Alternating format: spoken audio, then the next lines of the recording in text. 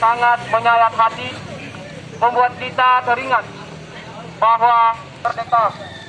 Tapi hari ini, apakah kita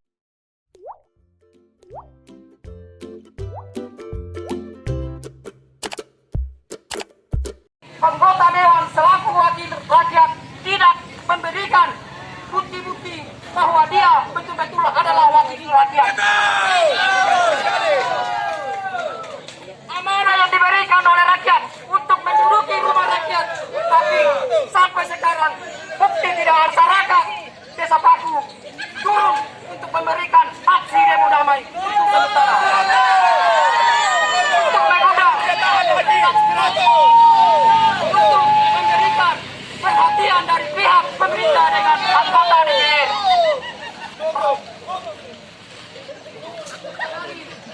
Semua masyarakat telah turun memberikan apa yang ditimbulkan oleh TPA.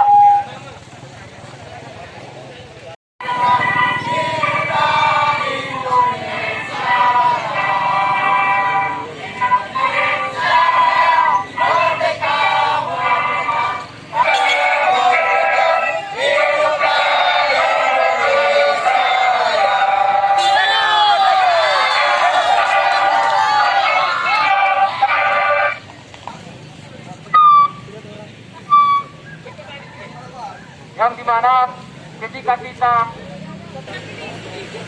sangat menyayat hati, membuat kita teringat bahwa merdeka. Tapi hari ini, apakah kita Desa Paku merdeka? Tidak.